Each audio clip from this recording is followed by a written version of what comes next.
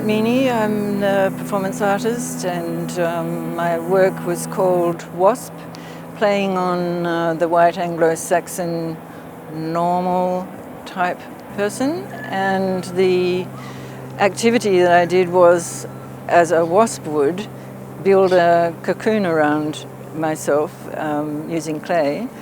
And in the particular space, being an open glass cube, my reaction to doing something in that space was that I would want to not be there, or not be visible at least, and the WASP idea came from that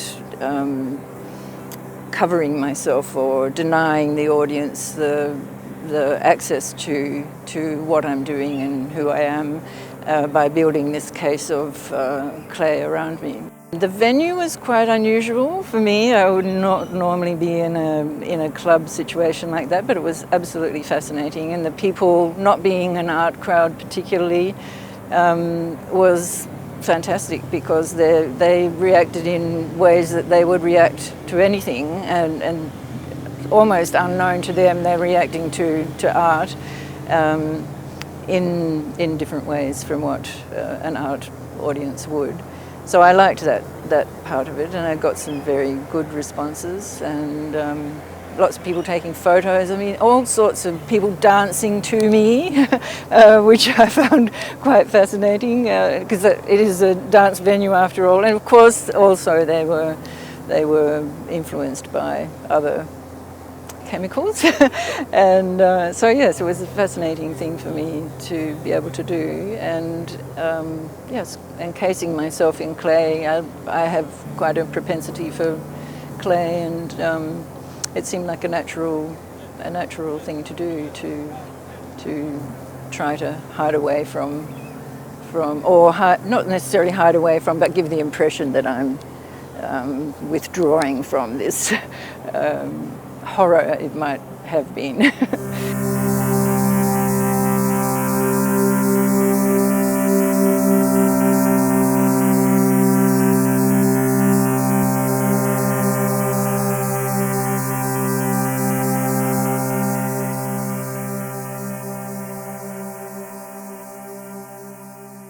think performance art actually brings out things like the process of art, in that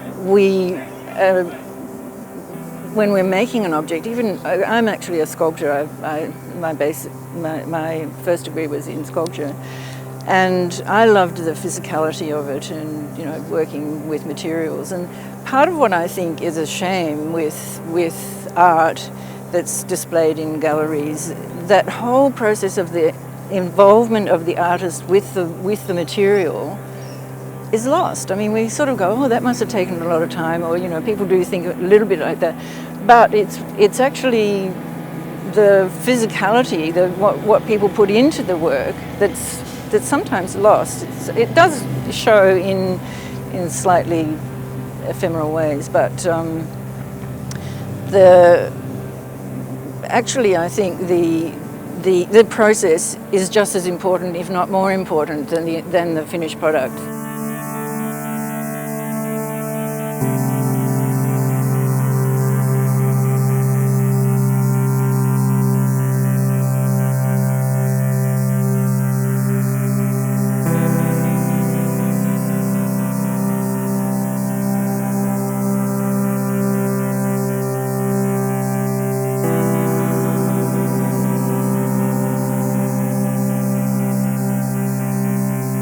What we're really trying to say, and what I'm really trying to say, is how I feel about the world. How things influence me, how I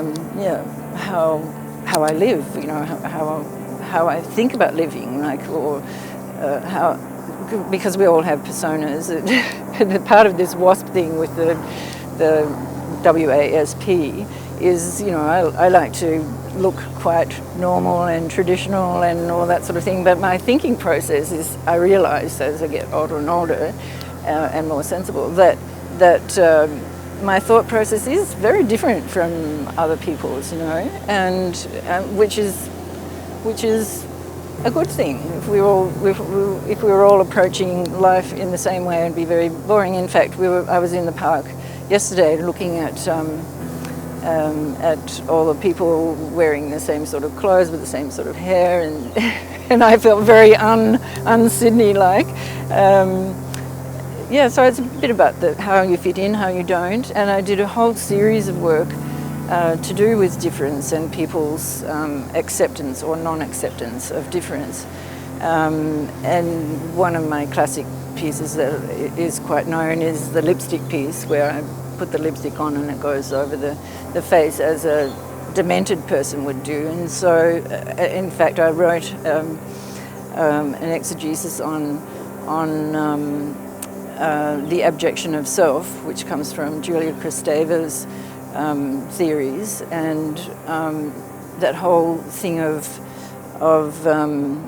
acceptance and rejection of difference, sort of attracts me, and I wonder why people feel compelled to reject difference or to conform, And part of it is that fear of difference, fear of anything that they don't understand, or the other thing is the recognition that they might actually be abject themselves. And we all live with abjection, it's just that, some hide it better than others.